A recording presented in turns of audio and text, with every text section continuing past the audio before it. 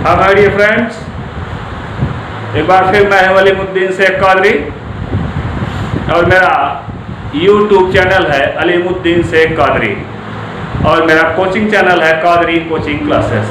My dear friends, मैं आज अपने चैनल के माध्यम से आपको ये बताना चाहता हूँ कि यहाँ पर इसके पहले आपने मेरे एपिसोड में देखा कि मैंने आपको DNA का स्ट्रक्चर पढ़ाया और DNA के स्ट्रक्चर को अपलोड किया गया और उस पूरे DNA के स्ट्रक्चर को जिसमें आपने स्टडी किया देखा तो वहाँ पर आपने ये पाया कि डीऑक्सीराइबोज न्यूक्लिक एसिड अर्थात ये जो पेंटोज शुगर है, ये pentose sugar are of how many types? 2 types. Pentose sugar is the mainly how many types? 2 types. First is the ribose sugar and second is the deoxyribose sugar. Ribose sugar and deoxyribose sugar. Deoxyribose sugar is simply occur. It means their simple atomic formula is the deoxyribose sugar C5PH10O4. It means यहाँ पर अगर आप multiply करेंगे 5 या 60 plus 1 multiply 10 plus 16 multiply 4, ये हो जाएगा total. इसको काउंट करेंगे तो हो जाएगा ये 60 प्लस 10 प्लस 64, ये हो गया जो है 60 प्लस 70 और 64 134 ए अमीनो आ गया। 134 मीन्स ए आया किसका? वेट आया DNA का।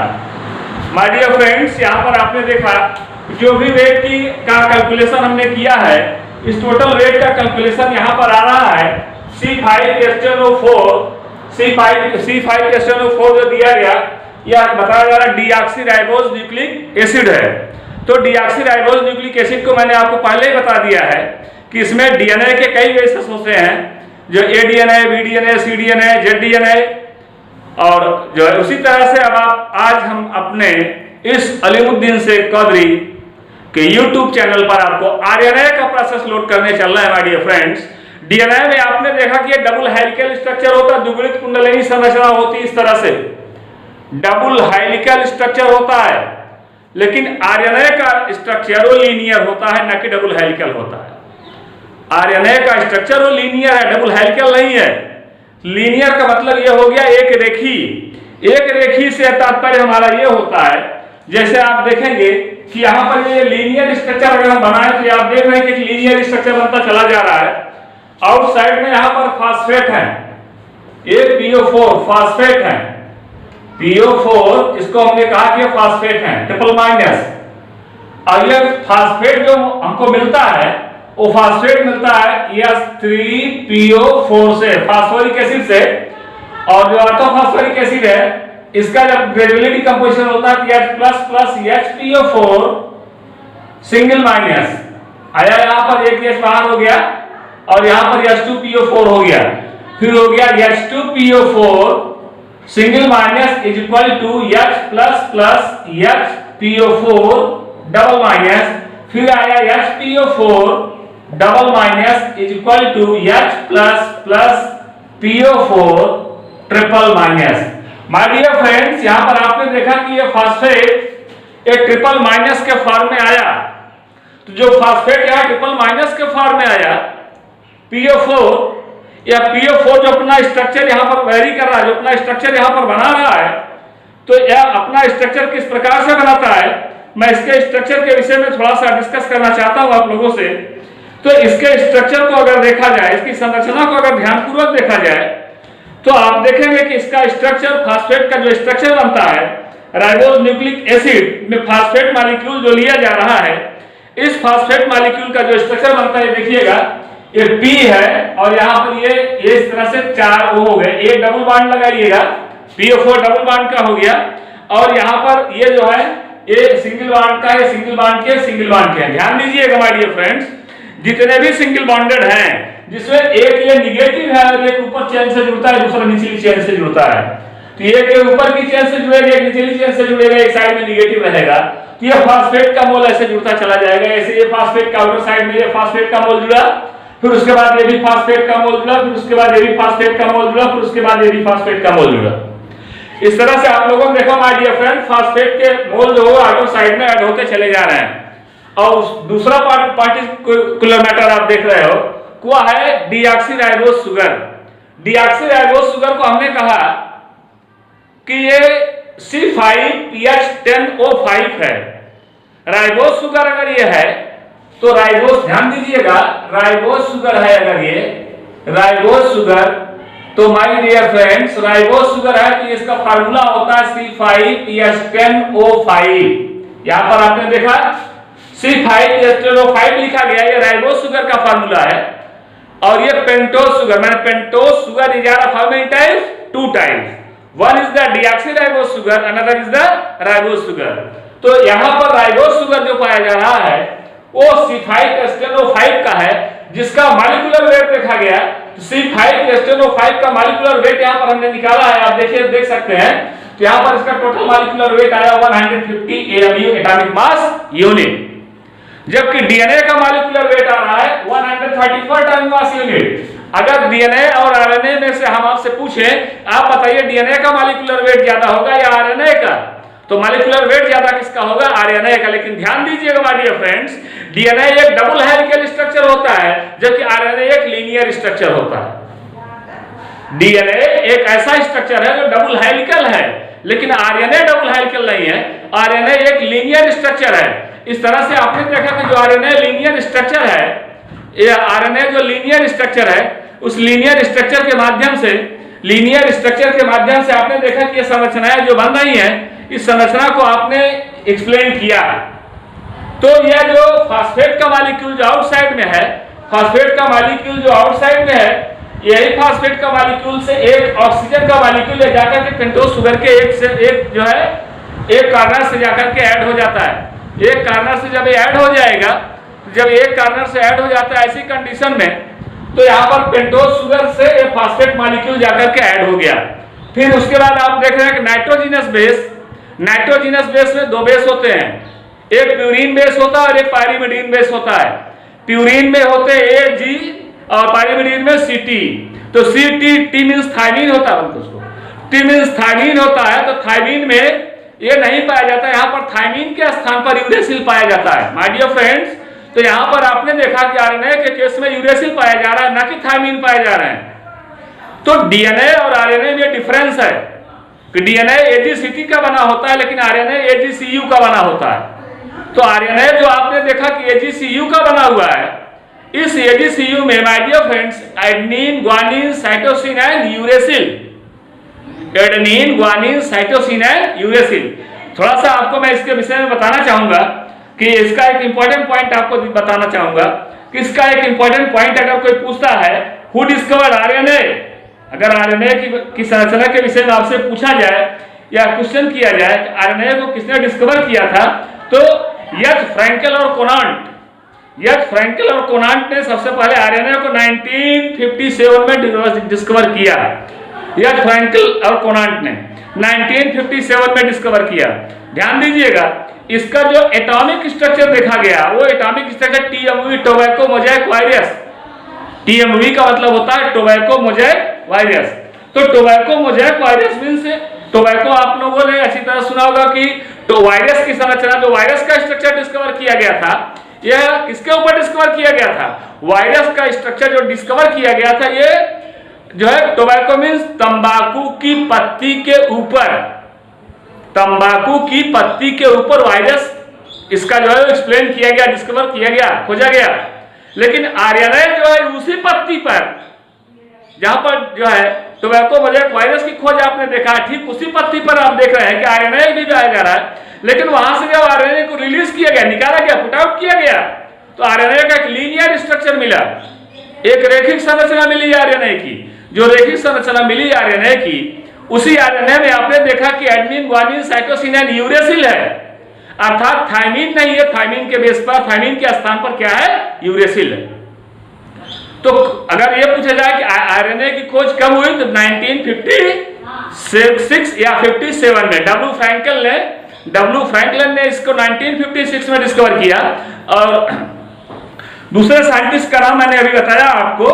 दूसरे साइंटिस्ट जो है फ्रैंकेल और कोनांट। फ्रैंकेल के साथ कोनांट ने जब डिस्कस किया तो 1957 में डिस्कस किया। फिर ओनली फ्रैंकेल ने 1956 में और फ्रैंकेल और कोनांट ने 1957 में मॉलिक्यूलर स्ट्रक्चर दिया। किसका दिया? आरएनए का दिया।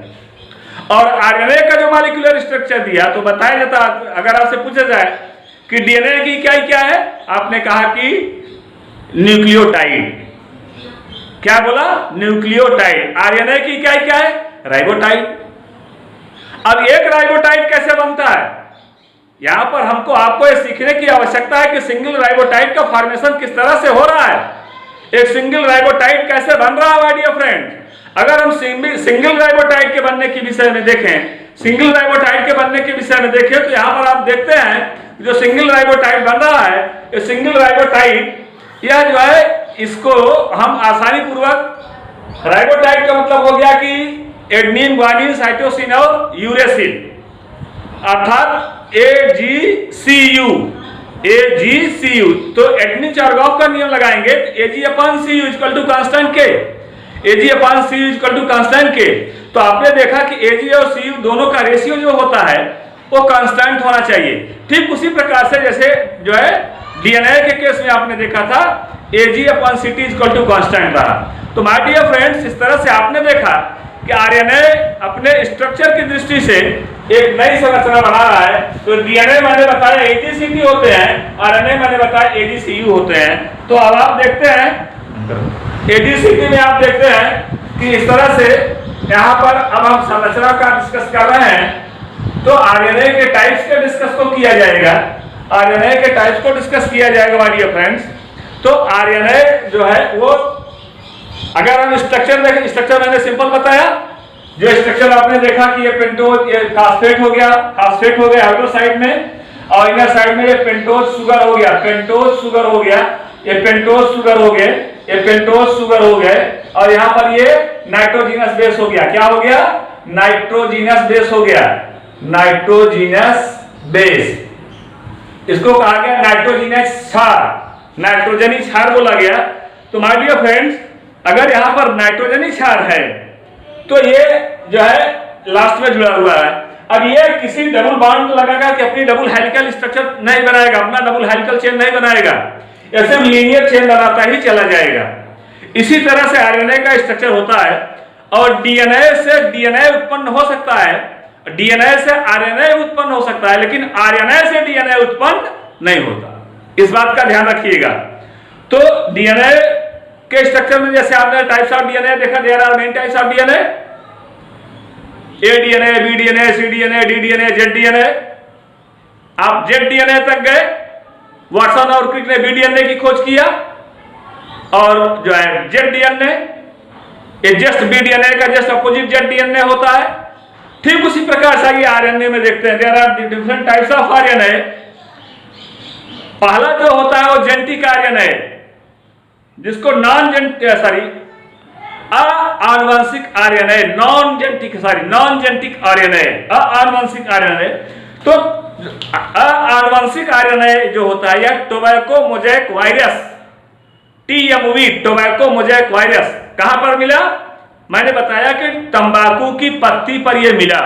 उसी तंबाकू की पत्ती के आरएनए का अगर डिस्कस किया गया तो वहीं उसी प्लेस पर जो आरएनए मिल रहा है, उस आरएनए में आपने देखा कि उसी आरएनए में आनुवंशिक आरएनए, नॉन जेनेटिक आरएनए है। वह आरएनए एक विशेष प्रकार का आरएनए जिसका नाम दिया गया नॉन जेनेटिक आरएनए।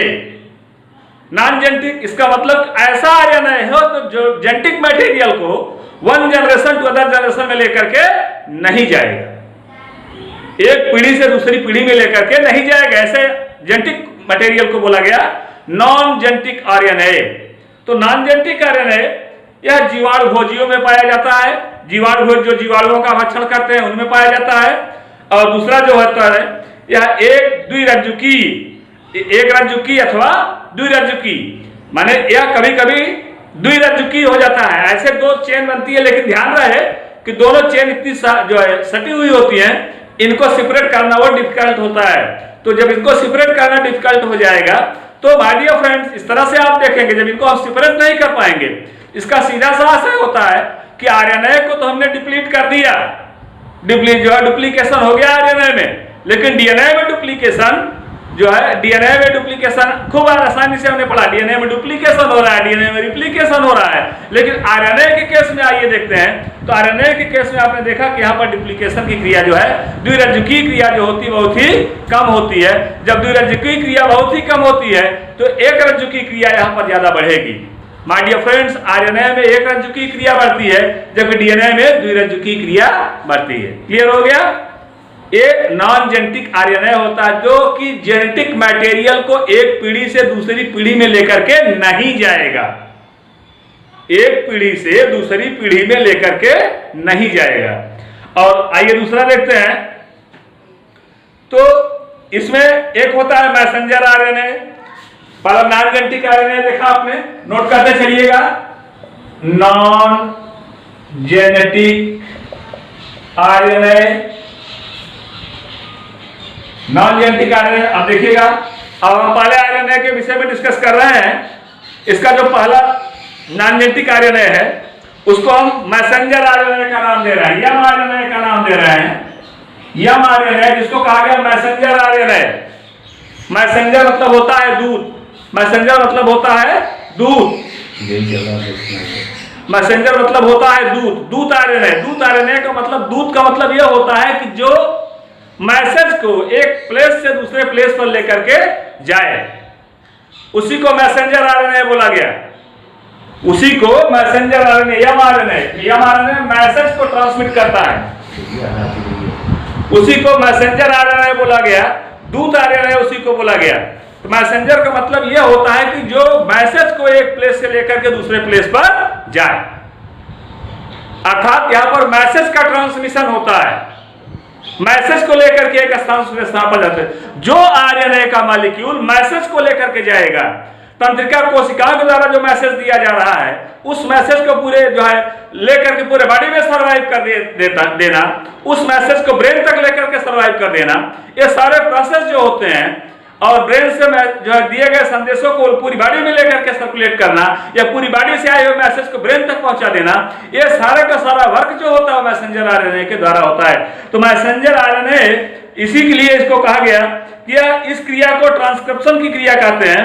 और इसमें इस जो है मैसेंजर आरएनए का मॉलिक्यूलर वेट जो होता है 25,000 से लेकर के 1 लाख AMU होता है, टाइम मास यूनिट होता है इसका टोटल वेट। और ये टोटल आरएनए का 5 से लेकर के 10% पार्ट होता है, टोटल आरएनए का 5 से लेकर के 10% पार्ट होता है। तो आइए देखते हैं, ये मैंने mRNA के विषय में बताया और इसका फिगर भी हम अपलोड कर दे रहे हैं अपने YouTube चैनल पर। दूसरा मैं बताने चला हूं आपको ट्रांसफर आरएनए, tRNA,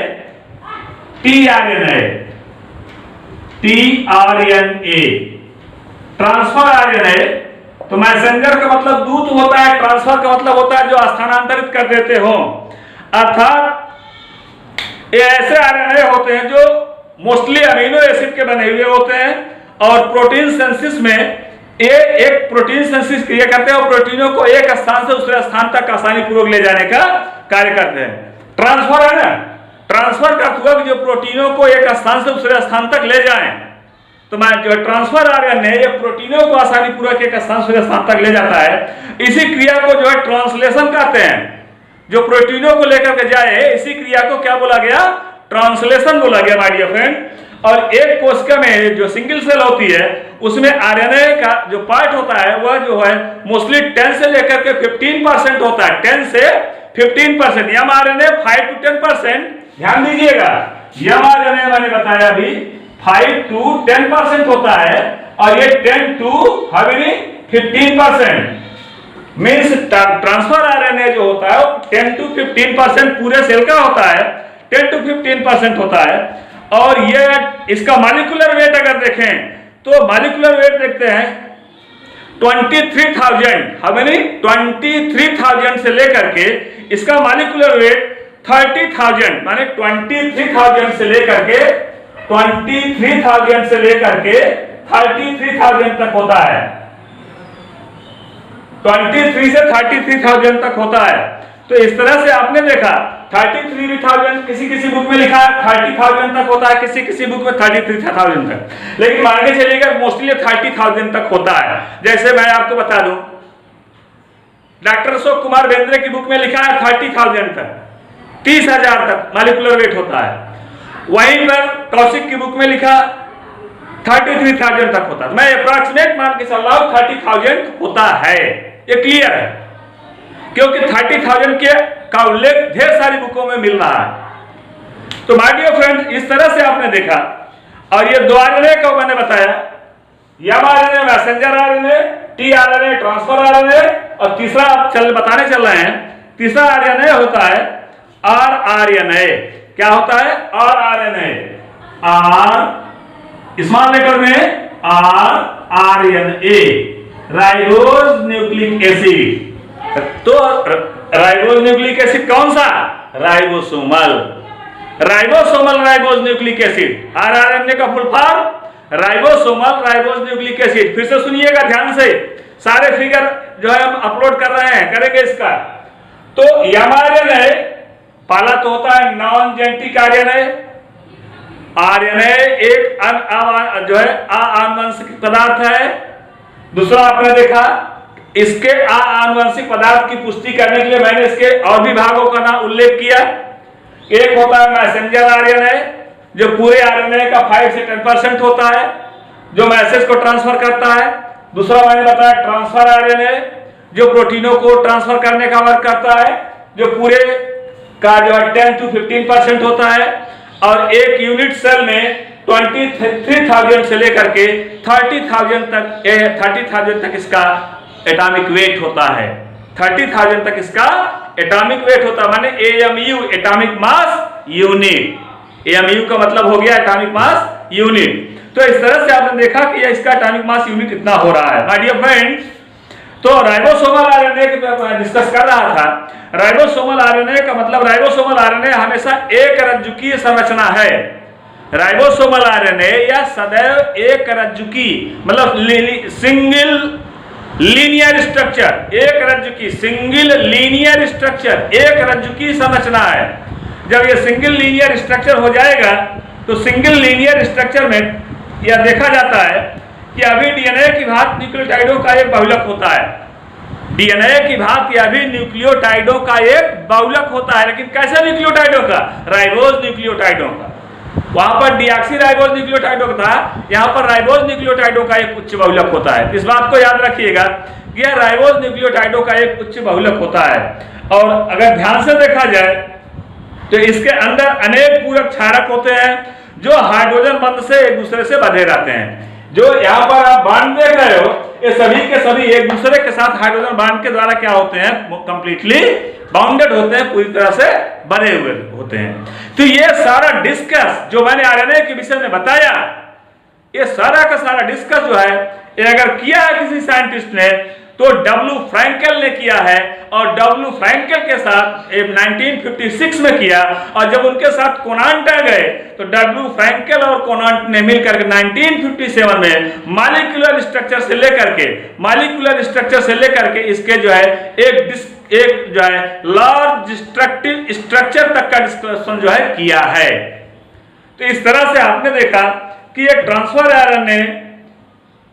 आरएनए जो मैंने बताया, आरआरएनए, राइबोसोमल आरएनए, और होली, साइंटिस्ट का नाम सुनिएगा, होली 1968 में, होली ने 1968 में और एलेनिन टीआरएनए की संरचना बताई। एलेनिन टीआरएनए की संरचना का उल्लेख किया कि एलेनिन टीआरएनए क्या होता है? क्लोवर प्लांट है, तिपतिया मतलब समझ, ऐसा प्लांट जिसमें 3 पत्तियां होती हैं, 3 पत्तियां वाला प्लांट, 3 पत्तियों वाले प्लांट को तिपतिया कहा गया। तो तिपतिया के में देखा गया, तो इसमें जो राइबोसोम जो होते हैं, वो मोस्टली जो बंधे होते हैं, राइबोसोम आरएनए, राइबोसोमल आरएनए, ये ऐसे आरएनए हैं जो मोस्टली राइबोसोम से बंधे होते हैं। और राइबोसोम का आपने एक ही कार्य भी अब तक डिस्कस किया है, क्या? वह प्रोटीन का संश्लेषण, सिंथेसिस ऑफ प्रोटीन। ये आपने राइबोसोम का वर्क डिस्कस किया माय डियर फ्रेंड्स। तो राइबोसोम का वर्क होता है प्रोटीन सिंथेसिस ऑफ प्रोटीन। तो राइबोसोमल आरएनए जो होता है ये सिंथेसिस ऑफ प्रोटीन का वर्क करता है। इस तरह से आपने देखा कि सिंथेसिस ऑफ प्रोटीन का वर्क करेगा तो आसानी पूर्वक इसमें डाइहाइड्रोयूरिडीन नामक कंपाउंड बनेगा। टीआरएनए में ट्रांसफर आरएनए में डाइहाइड्रोयूरिडीन नामक कंपाउंड बनेंगे। और यहां पर आपने देखा कि एक विशेष प्रकार की स्थिति में आपको और भी उल्लेखित कर दूं, बता दूं आपको कि यहां पर ट्रांसफर आरएनए में एक CCA क्षमता होती, माने CCA क्षमता, साइटोसिन एडेनिन, माने दो साइटोसिन और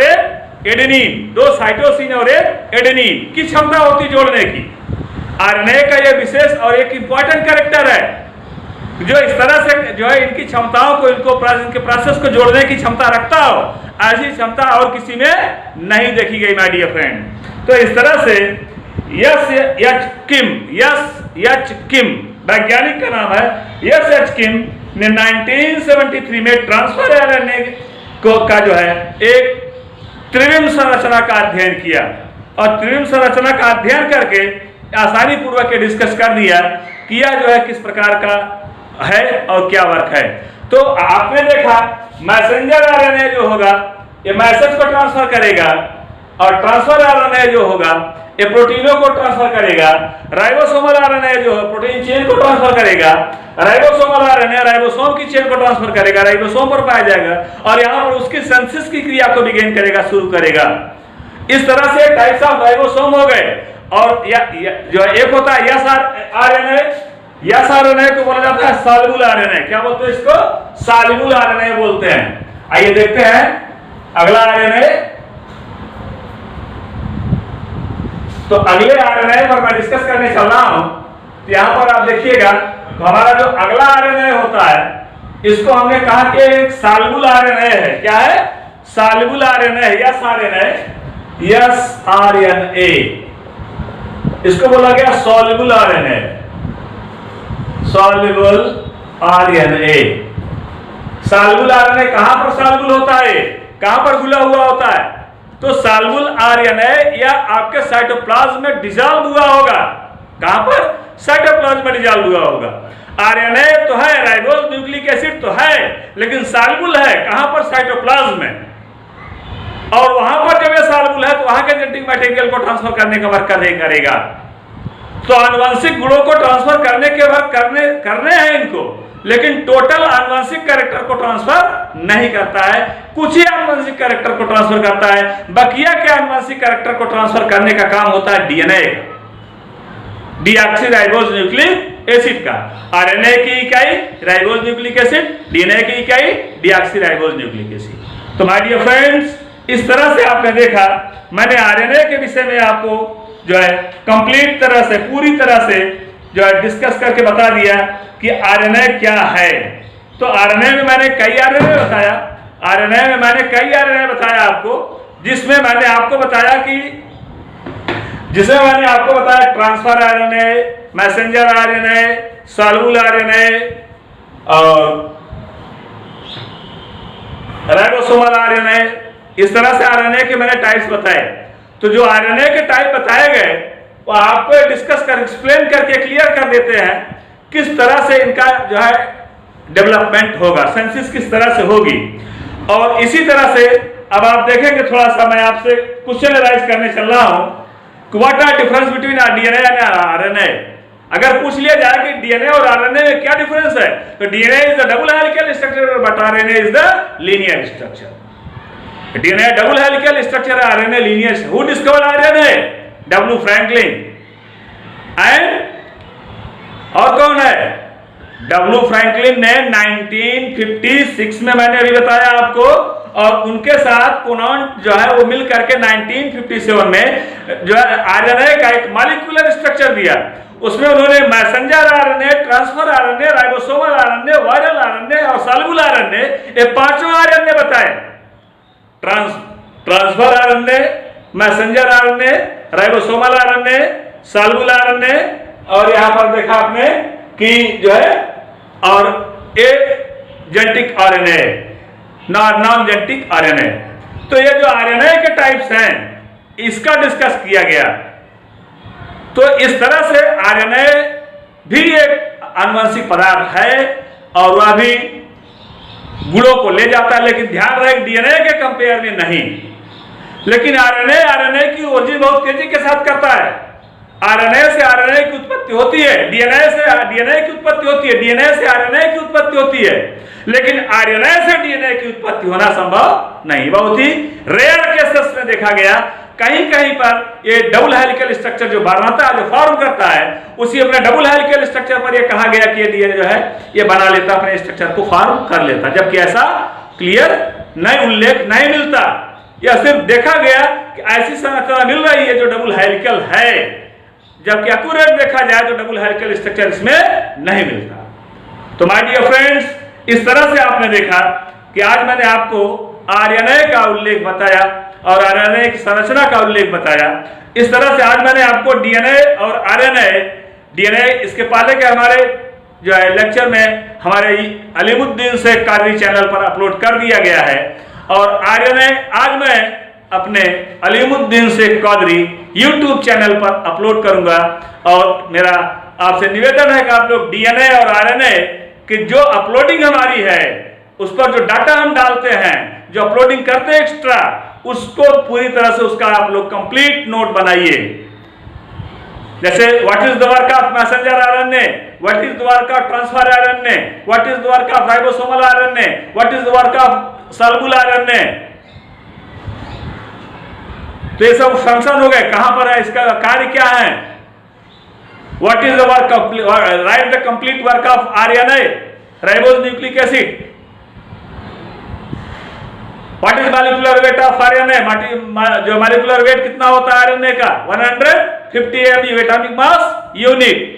how many types of pentose sugar, there are 2 types of pentose sugar, deoxyribose sugar and ribose sugar, deoxyribose sugar and ribose sugar.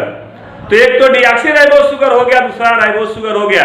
तो डीऑक्सीराइबोज शुगर वो डीएनए बना लेता है और राइबोज शुगर जो होता है वो आरएनए बना लेता है। तो राइबोज शुगर का फार्मूला C5H10O5 और डीऑक्सीराइबोज शुगर का फार्मूला C5H10O4 होता है। तो मॉलिक्यूलर वेट को ध्यान में रखेंगे तो आरएनए का मॉलिक्यूलर वेट ज्यादा मिलेगा, लेकिन ध्यान रहे माय डियर फ्रेंड्स कि आरएनए जो होता है वो लीनियर होता है, लेकिन डीएनए डबल हेलिकल होता है। दोनों की संरचनाओं में अंतर है। वाटसन और क्रिक ने डीएनए की खोज किया, तो डब्ल्यू फ्रैंकल और कोनांट ने जो है वो आरएनए की खोज किया 1956 और 57 में। और उस यहां भी जैसे डीएनए में टाइप्स ऑफ डीएनए देखा आपने, वैसे टाइप्स ऑफ आरएनए भी देखा आपने। Messenger RNA, transfer RNA, ribosomal RNA, viral RNA, soluble RNA. तो आपने आरएनए के टाइप्स को देखा। इस तरह से आप टाइप्स ऑफ आरएनए देख रहे हैं। अब इसके बाद आते हैं कि जो है क्रोमोसोम क्या होते हैं, गुणसूत्र होते क्या हैं। तो माय डियर फ्रेंड्स, तो ई स्ट्रासबर्गर, साइंटिस्ट ई स्ट्रासबर्गर, जिन्होंने सबसे पहले क्रोमोसोम के विषय में बताया और 1875 में बताया। कब बताया? 1875 में बताया। 1875 में बताया कि क्रोमोसोम जो होते हैं मोस्टली जो, और इसके विषय में डब्ल्यू फ्लेमिंग ने भी बोला है, और 1876 में डब्ल्यू फ्लेमिंग ने भी बोला है, और 75 में जो है ई स्ट्रासबर्गर ने बोला है। और इनके अनुसार जो क्रोमोसोम होते हैं, गुणसूत्र जिनको कहा गया, there are 4 types of chromosomes. How many types of chromosomes? 4 types of chromosomes. अब जो 4 टाइप्स ऑफ क्रोमोसोम्स होते हैं, अब इसी आरएनए और डीएनए के बेस पर ध्यान दीजिएगा। इसी आरएनए और डीएनए के बेस पर इनके क्रोमोसोमों को भी डिस्कस किया गया। जरा सा आप लोग ध्यान से समझेंगे तो आसानी पूर्वक समझ में आ जाएगा। ये देखिएगा आप लोग, यहाँ पर एक संरचना इस तरह से मैं बना रहा हूं, ये संरचना बन गई, ये संरचना इसकी बन गई यहाँ पर। और दूसरी संरचना आप देखिएगा इस तरह से मैं बना रहा हूं।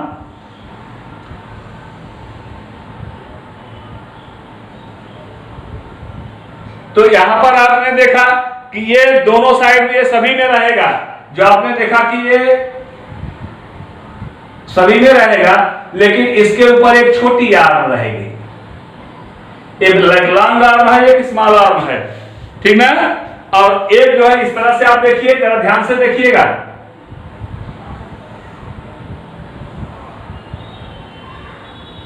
तो यहां पर आपने देखा, यहां पर आपने देखा इस तरह से पूरी तरह से बंधा हुआ है।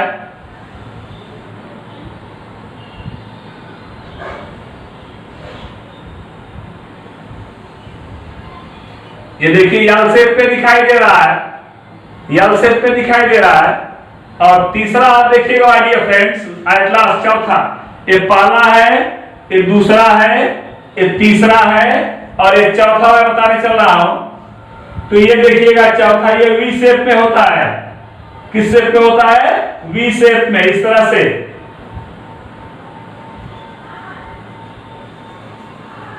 इस तरह से आपने देखा, इसका शेप जो होता है वी शेप होता है। कौन सा शेप होता है? वी शेप होता है। इस तरह से आपने देखा ये वी शेप का हो गया, एक यल शेप का हो गया, आई शेप, जे शेप, यल शेप, वी शेप। आई शेप, आई की तरह हो गया आई शेप, जे शेप, यल शेप और ये वी शेप। ये चार आपने शेप देख लिए। और जो अब आप देखिएगा, जो पहला देखा आपने, इसको टीलोसेंट्रिक बोलते हैं। क्या बोलते हैं? टीलोसेंट्रिक बोला जाएगा इसको, टीलोसेंट्रिक। ये टीलोसेंट्रिक बोला गया, ये टीलोसेंट्रिक बोला गया। दूसरा जो देखते हैं वो एक्रोसेंट्रिक है। ये एक्रोसेंट्रिक है, एक्रोसेंट्रिक है। ये टीलोसेंट्रिक, जिसके ऊपर जो है यहाँ पर ये क्रोमोमियर पाया जा रहा है, क्रोमोसोम पर ही क्रोमोमियर पाए जाएंगे, ध्यान दीजिएगा, ये क्रोमोमियर है। तो यहाँ पर ये एक्रोसेंट्रिक हो गया। यहाँ पर देखिए सब मेटासेंट्रिक इसको बोला जाता है। क्या बोला जाता है? सब मेटासेंट्रिक, सब मेटासेंट्रिक। और यहां पर ये मेटासेंट्रिक हो गया, मेटासेंट्रिक हो गया। माय डियर फ्रेंड्स, सब मेटासेंट्रिक, सब में एक बड़ा एक छोटा यल शेप में, और जो मेटासेंट्रिक दोनों बराबर हो गए और वी शेप में आया। इस तरह से आपने देखा कि गुणसूत्र होते हैं, जिसमें हेटेरोक्रोमैटिन और यूक्रोमैटिन दो प्रकार के मटेरियल मिले होते हैं। जो 1/3 और 1/3, 1/3, 1/3 और 2/3, 1/3 एंड 2/3, 1/3 हेटेरोक्रोमैटिन, 2/3 यूक्रोमैटिन। तो 1/3 2/3 का जो रेशियो होता है, क्रोमैटिन का रेशियो होता है। और ये किस प्रकार के रेशियो है, कहां का रेशियो है, मैं इसको अपने टॉपिक में जब डिस्कस करूंगा, होल डिस्कस करूंगा, तो वहां पर जो है इसका एक्सप्लेन करूंगा। आप इस फिगर को बनाकर इसका नाम नोट कर लेंगे, टीलोसेंट्रिक, एक्रोसेंट्रिक, सब मेटासेंट्रिक, मेटासेंट्रिक। अब ये क्या है, कब, कहां पर, कैसे डिस्कस किए जाएंगे और कहां पर पाए जाएंगे, और किस प्रकार के क्रोमोसोम हमारी बॉडी में पाया जा रहा है, किस प्रकार के गुणसूत्र हमारी बॉडी में पाया जा रहा है, माय डियर फ्रेंड, इन सभी का उल्लेख किया जाएगा और इनकी उपयोगिता को आपको समझाया जाएगा कि बॉडी में कहां पर ज्यादा मात्रा में उपयोगी है। तो मैं अलीमुद्दीन शेख कौदरी अपने इस अलीमुद्दीन शेख कौदरी यूट्यूब चैनल के माध्यम से आप सभी लोगों को आज मैंने आरएनए के विषय में जानकारी दिया, और सिंपल सी, बहुत ही वेरी सिंपल जानकारी मैंने दिया जो है क्रोमोसोम के विषय में, गुणसूत्र के विषय में, जहां पर मैंने बता दिया 4 टाइप्स ऑफ क्रोमोसोम्स, जो मैंने बताया टीलोसेंट्रिक, एक्रोसेंट्रिक, सब मेटासेंट्रिक एंड मेटासेंट्रिक। अब ये क्या है, कहां है, कैसे पाए जाएंगे, कैसे बनते हैं, कितने मटेरियल के मिलने से बनते हैं, और ये बॉडी में कौन सा कैरेक्टर ऑर्गेनाइज कर सकते हैं, कौन सा नहीं कर सकते हैं, इन टोटल का डिस्कस हम आप जो है इसको बाद में करेंगे। तब तक के लिए आप लोगों से मैं एक बार फिर कहूंगा कि मेरे इस YouTube चैनल को, अलीमुद्दीन शेख कौदरी चैनल को, आप लोग सभी लोग जितना ज्यादा से ज्यादा हो सके उतना ज्यादा से ज्यादा आप लोग सब्सक्राइब करिए, शेयर करिए इसको। और जब आप शेयर करेंगे तो उतना ही हमारा चैनल जो है फैलेगा, लोगों तक हमारा नॉलेज जाएगा। और इस नॉलेज को आप लोग जितना डिस्ट्रीब्यूट करेंगे, आप लोगों ने पढ़ा है, जानते हैं कि नॉलेज को डिस्ट्रीब्यूट करने से ही बढ़ता है। तो आप नॉलेज को ज्यादा से ज्यादा डिस्ट्रीब्यूट करिए। इस प्रकार से आप देखिए कि मैं यहीं पर आज का अपना टॉपिक जो है समाप्त करता हूं। मैं अलीमुद्दीन शेख कौदरी अब यहां पर अपने टॉपिक को समाप्त करता हूं। और मैं एक बात और कहना चाहता हूं आप लोगों से, आप लोग मेरे चैनल को बराबर जो है देखते रहेगा। मेरा पर डे एक लेक्चर जो है अपने इस YouTube चैनल पर अपलोड किया जाता रहेगा। इसी के साथ थैंक यू।